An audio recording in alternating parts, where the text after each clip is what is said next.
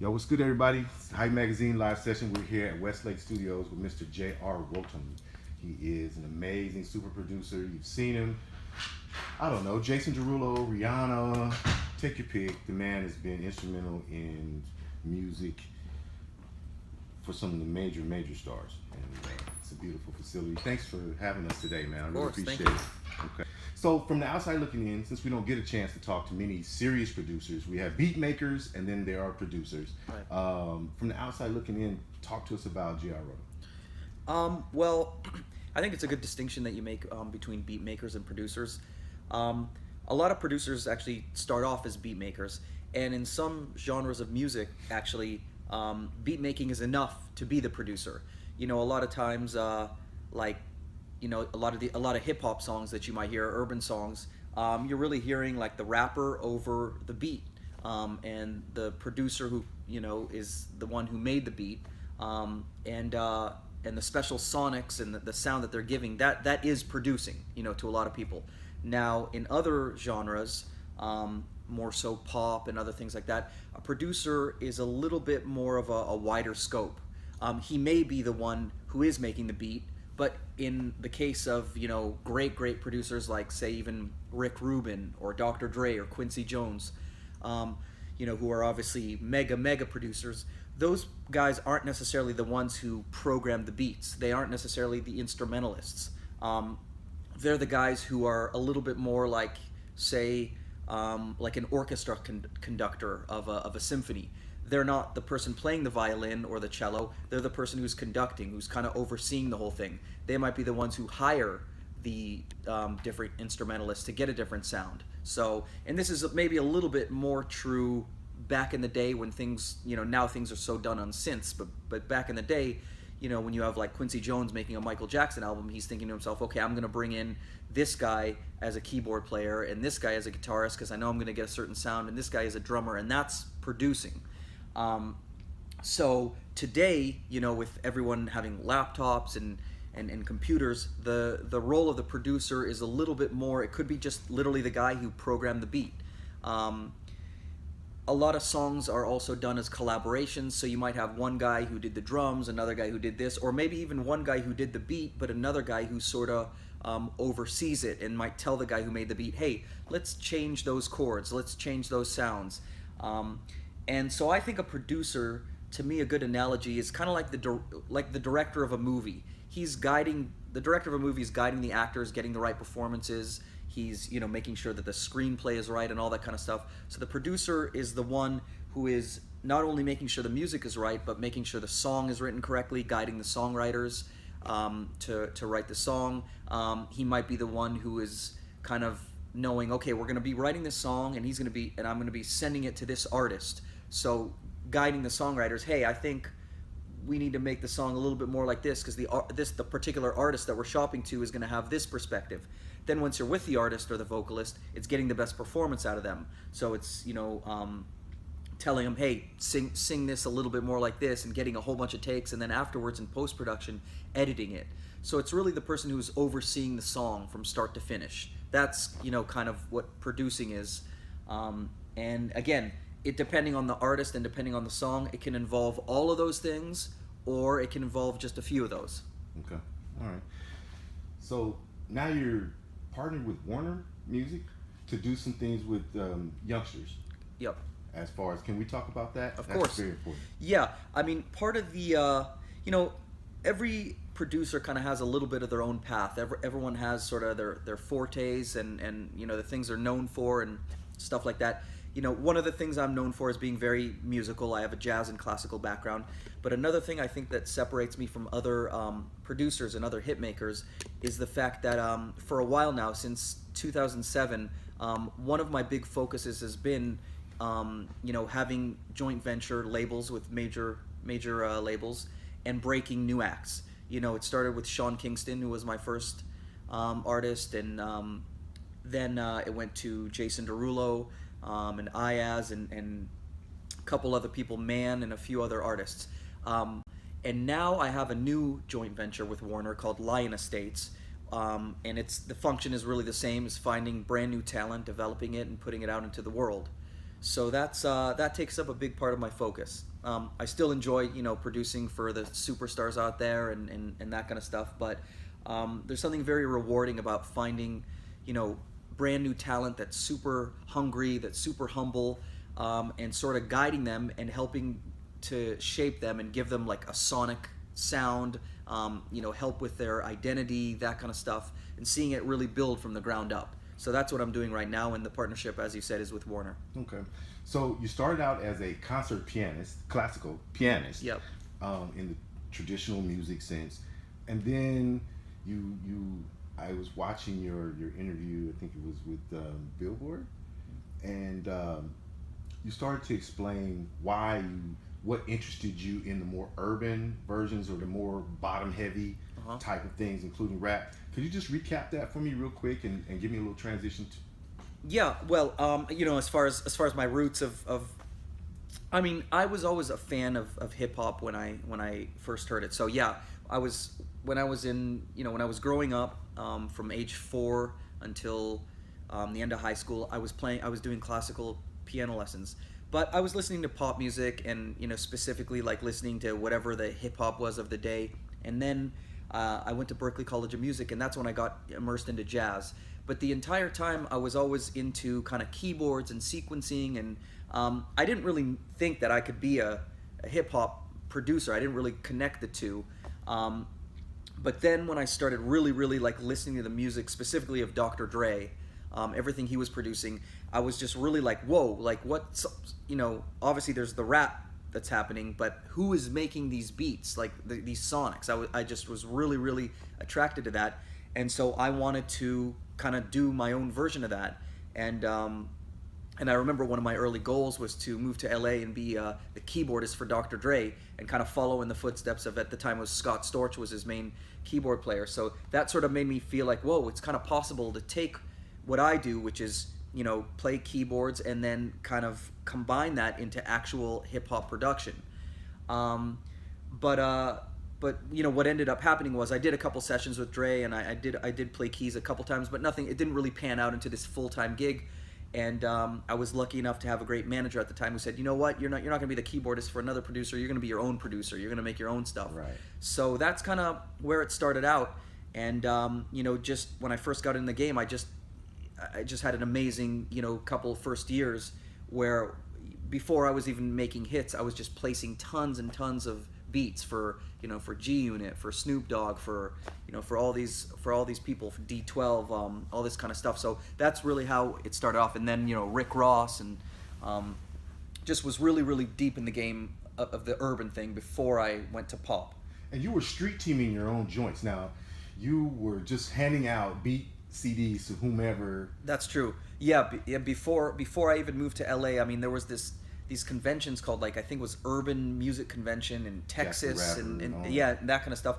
And back then, it was a different game. I would literally, I would have my beats, select, my best 10 or 15, burn them like at home on a CD burner, burn like 100 CDs, and then go to these conventions and then pass them out to just anyone who would take one. And I guess that kind of introduced me to an entertainment lawyer who then introduced me to a couple other people, so it all got connected. But yeah, back then I was just, I didn't have any connections to the game, whatsoever. Mm-hmm. So I just really had the desire to do it. And that's how it started out. So your first placement, if I remember, came through young cat from Tony. Exactly, Dwayne Wiggins. Dwayne Wiggins. Yep. And you got that place, and then you were early in the business part, and so you kind of got the experience that most youngsters coming in who don't know the business definitely get served with. Yeah. And obviously that's changed now. Yeah. What's the most important, I think, thing as a layperson? What's the most important thing for a young producer who is making that crossover and getting that first sync placement or record placement? What is it key for them to remember? Well, to be honest with you, look, I think it's when anyone's starting out in any business, especially with producing, it's not uncommon to kind of like, you link up with somebody who's more experienced and has more of a track record, and you're not gonna, without putting a lot of years into the game, you're not going to necessarily get the same terms, the same credit, the same compensation. And I think everybody goes through, some version of that. I look at it as, it's kind of like paying dues, Right. in a sense. So, I mean, I think, my advice is really just to, if it's in your heart to want to do this, it's just tenacity. It's just keep doing it and keep doing it and keep doing it. Because even now, when you attain a certain amount of success, music is very, very fickle. It's a lot of ups and a lot of downs for everybody. And the people who have longevity, I mean, they just stay the course. They stay with it. It's for every...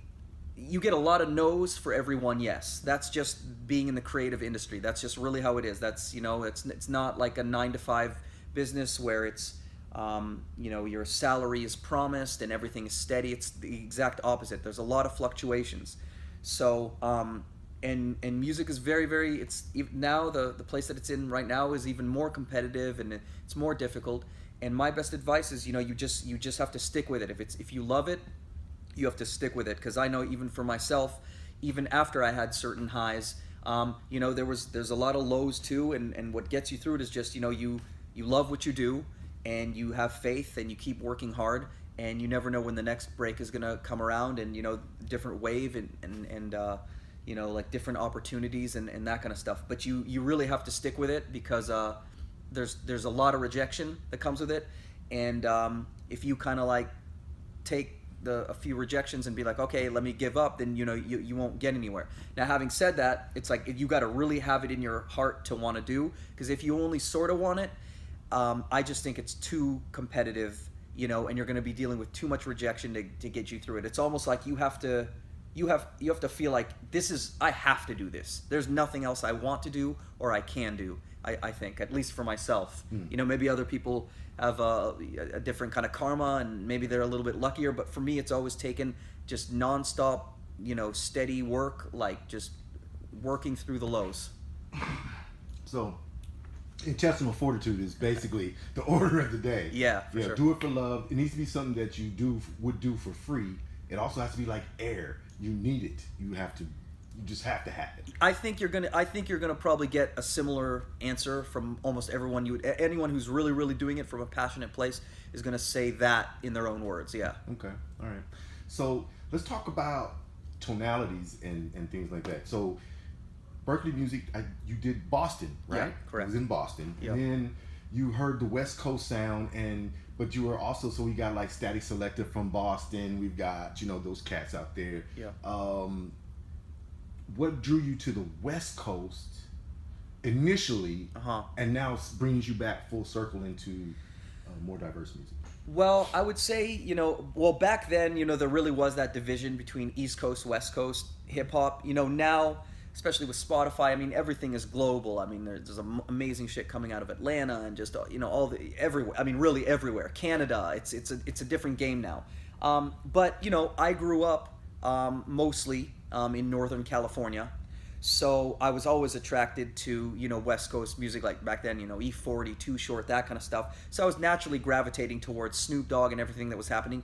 And plus, for me, at that time in music, I feel like Dr. Dre was really, really ahead of his time in having the beats be very musical. I mean, I love East Coast, hip hop. I mean, probably, if I had to say my all-time favorite rapper is probably till this day still, Notorious B.I.G. So I love East Coast hip hop. But from a musician standpoint and a producer standpoint, I was really, really captivated by the sound that Dr. Dre was making as far as the beats, like the beats that was happening on Death Row and all that kind of stuff. Just the chord progressions, there was a little bit more musicality happening back then. So I think that's what really, really drew me to that. But then, Dr. Dre himself kind of expanded, and when he signed, a bunch of different people, including Eminem, who's from Detroit. It's not exactly, West Coast hip hop, right, but it still has his sort of like just the sounds that he was coming up with, and that's really, really what made me, fall in love with hip hop. Because, for myself, everyone listens from a different perspective. There's some people who are very, very, they're concentrating really about the lyrics and the message. And I think for a lot of those people, for instance, like Pac, who was who had a lot of political messages in his stuff, you know, for them, he's like the guy. For me, you know, I was always listening more so to the beats than lyrics, you know, more so to the instrumentals, more so to things like that. So West Coast hip hop at that time, you know, was again a little bit more musical. Now everything is like blended, and you know, it's not so, you're not really dividing between like cities and things like that. You know, you could have amazing stuff coming from Europe, from Canada, from Atlanta, from Miami, from, you know, New York, you know, from LA, from the Bay Area, you know. So but I guess that's a long answer to your question. That's a beautiful answer. I mean, Thank you. That's definitely so. Like, I was thinking Mac Dre, and, you know, the Right. Bay Area cat. So, as a creator, because you're an arranger as well and composer. So when you're working with someone and maybe you're looking, it's like, okay, what is their standard timbre or their standard intonation with other projects? How do you begin to create a piece that encompasses those items? That's a great question, because you know, it's like when you're working for an artist on their new album, there's this really it's a slippery slope, because you could study the music that they've done, their albums, and you know, you sort of get a sense for their vocal tone and the style and what they gravitate towards. But when you're working on their new album, the last thing you want to do is give them a watered down version of what they've already done. Right. You know, most artists are always trying to push themselves. They want to reinvent themselves. They want something new. So I've found that a lot of times, you know, when I've created songs, it's kind of been a lucky accident where they've gone. You know, case in point, a recent, semi-recent hit I had, Centuries with Fall Out Boy. You know, it's not like I was like, hey, how am I gonna make the next Fall Out Boy song? At the time, you know, I was in the room. I was kind of making this hip hop, you know, beat with some rock type elements to it. But at the time, I was thinking, oh, you know, this could be a cool beat for like a rapper, and Centuries was kind of like the hook, and we'll just give it to him with the verses open. And I was thinking, who knows? This could be Rihanna. This could be, at the time we were thinking even Travie McCoy from Gym Class Heroes. And it just so happened that when we gave it to the management for Travie McCoy, the same management managed Fall Out Boy, and they're like, hey, we're gonna give this to Fall Out Boy, see what they do with it. It's not like that was my master plan, like, hey, this is gonna be for Fall Out Boy. So we just got lucky, and Fall Out Boy really liked it. They, you know, wrote the verses to it and adapted it, added their live instruments to it, and I blended it. So that was kind of like me just stumbling into the rock genre, which opened a lot of doors for me, because after that, you know, I had people like, you know, Panic at the Disco and Linkin Park and Weezer calling me, and none of that was like some plan that I did. You know, that's kind of the cool thing, is like, you know, I found a lot of times in my career, you might think you're making a song for this person, but it's for someone else. My first #1, SOS for Rihanna, you know, it wasn't done for Rihanna. I had like this girl group that I was developing, and that was one of the songs that we had. I didn't even know that was a strong song. I was like, it's a cool song. And when we shopped the group to the label, at the time, Jay Brown was like, I'm gonna pass on the group, but I like this song. And I think he liked it for Christina Milian at the time. She passed on it, and it went to Rihanna. So there's a lot of, you know, there's a lot of incidents like that where it's like, you might, you know, think you're trying to create something for a certain artist, but it goes a different way. Now, when I'm in the room with the artist, Okay. That's a little bit different than kind of creating a song and sending it to the artist. When I'm in the room with a Gwen Stefani or you know, with a Nicki Minaj or with some of these people, then it's very, very different, because they're kind of guiding you. Or more recently, like with Avril Lavigne, they're in the room and they're like, hey, you know, you're writing with them, so you're not guessing what they would like. They're in the room writing with you. They're like, hey, right now I'm feeling this today. Mm-hmm. So now it's my job to sort of, I'm getting very, very instant real-time feedback as far as the chords I'm playing and the sounds that I'm doing, and they're like, hey, I like that. I like that chord progression. I like that sound. I don't know about that drum. Can you take that out? So I'm kind of like tailor making what they want in real time with them, for them. It's a different process than me as a producer sitting with songwriters in the room being like, hey, let's try to make a song for G-Eazy or Cardi B and kind of send it to them. You know, songs like these days, people are on the go, and there's a lot of times where you're sending tracks and they're recording it like on the road, and you're not even in the same room with them. Right. But then there's other times when you kind of get into album mode with certain artists, which I love to do, which is why I like to sign my own artists, where you're really, really, you know, you're getting in deep and you're creating a sound. Okay. So yeah, So you're not just learning the artist, but you're learning the person that makes the artist. very much And so. what drives them and what they can emote and how deep they are willing to go and sacrifice to create a beautiful piece. Very much so. That's exactly like, when I was with Gwen Stefani and she was like going through the whole personal thing, the split, like that's really, it was understanding where she was at personally really aided the music. And similarly with, I was, a few months ago did a lot of stuff with Sierra, and same thing there. She's kind of talking about her life and recently like Avril and different people like that. And it's, for artists, it's very important, obviously, that the songs they're making are a reflection of, who they are and what they're going through at that time in their life. And I think it's my job as a producer to sort of like help create the palette for them to tell that story, musically and otherwise, and guide them. But it's really, the energy and the direction is sort of coming from them, in a best case scenario. Now, of course, there's other types of artists, when you're dealing with more like boy bands and different things like that, that's a little bit more of a manufactured process, which is also cool, but it's not so much about telling one person's very, very intimate story. It's a little bit more about like an entertainment thing. It's about making a catchy song. So that's a different process. Okay. So when you talk about a group, now you're talking about harmonic balance, melodic balance, and all those different lines, and how each one of those plays into it, and how it's going to layer. Right. Exactly. Okay. Exactly. Yeah, you got to find a song, first of all, lyrically, and sonically, that's gonna kind of, like you said, it has to encompass 4 individuals. You know what I mean? So it's a little bit tricky, and it's kind of, and like you said, it's kind of like, okay, well, this cat has his voice is, he sings a little bit higher, this guy sings a little bit lower, this guy is more of a lead, this guy's more with harmonies. So now when you're writing the song, you're kind of like, it's a little bit of a you're kind of sketching out, okay, who's going to sing the verse? Who's going to sing the hook? Is it going to be all of them on the hook? Is it going to be one singer singing verse 1 and a different one on verse 2? Who's going to be doing the harmonies? So there's a little bit more planning to it. Having been inundated over these years with millions, trillions, billions, whatever, gazillions of sounds and combinations of sound, is listening to music still fun for you? Do you have that, or has it been ruined as an experience? Well, that's a great question, actually. I would be lying if I didn't say that, after you do this for a long time, the act of listening to music now, it's different than like when you're a teenager listening to it. When you're a teenager, and again, I don't want to speak for everybody, so I'll say me. When you're not so much on the inside process of knowing how songs are made and the politics behind them and all that, it's this magic, you have this magic curtain blocking you from that. And also, songs really, like, when you're at that age, you're out there in those formative years, they really, really like are the soundtrack to your life.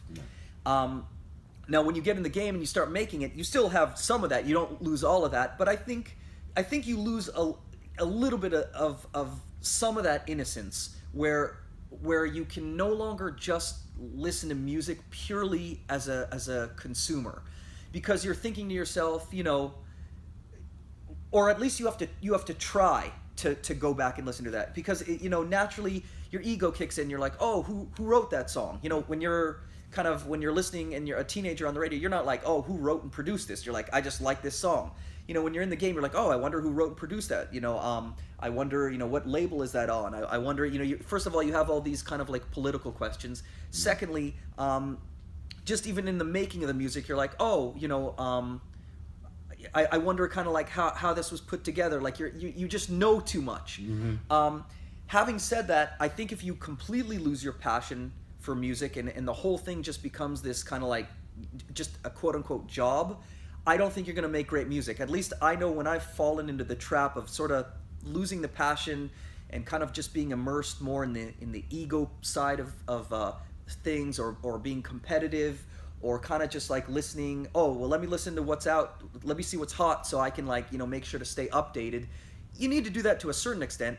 If you didn't do that, you'd become a dinosaur. If I made the same kind of songs and beats and use the same sounds I did in 2007, of course, nobody would want that because music is constantly evolving and changing. So you do have to keep up with the times, but on the other hand, you don't want to go to the other extreme of just chasing like what's out there. So you have to keep a certain honesty about, hey, I might listen to a bunch of songs and I'll respect anything that's successful. I'm like, what can I learn from that? But there's certain songs that you're like, whoa, I fuck with that. I'm gonna listen to that like 20 times in a row. And I try to, I try to kind of like remember that feeling when I'm like, hey, I just want to listen to that over and over again because I just like it. That's that feeling that you made you initially go into music. Right. And so I try to embrace that. Because a lot of the other times it's just kind of like, okay, well, you have to sort of keep up and know what's happening and what artist is doing what and this and that. So it's a balance. But it's a very good question because there are a lot of times where I'm like, man, things came from a very pure, a more pure place. When you're not creating it, when you're just a fan of it. I'm sure the same, when you're a movie maker. I'm sure like if you're a movie director, you grow up watching movies and you're like, oh, I love movies. And then you get into them and then you direct them. And then when you know how many takes it takes to get to this scene and edit it and how it when you know too much, right, you lose a little bit of the innocence of the magic. But I think the people who remain, successful are the ones who still kind of keep that youthful, naive enjoyment and passion for it. But sometimes it's a little bit. Sometimes you have to almost you have to remind yourself of that. Last but not least, then, Hype Magazine wants to know what's been your craziest, like, where they do that at moment or what the fuck moment, without putting anybody on blast. Just a situation that made you go, what the? You mean in terms of in your professional career, in a session? Yeah, or any time you just sat back and as a professional you went, wow, let me think about that. Is there a big one? There's probably a lot in the years of your career. There is. I'm just trying to think, but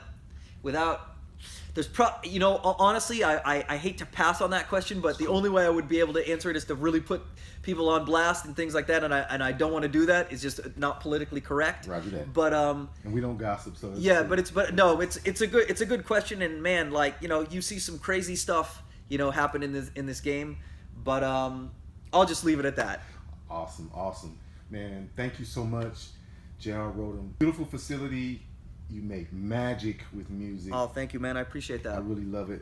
And now I'm going to go back through your catalog and I'm just going to listen just so I can watch your evolution and be able to say, this is how it's freaking done. Oh, man.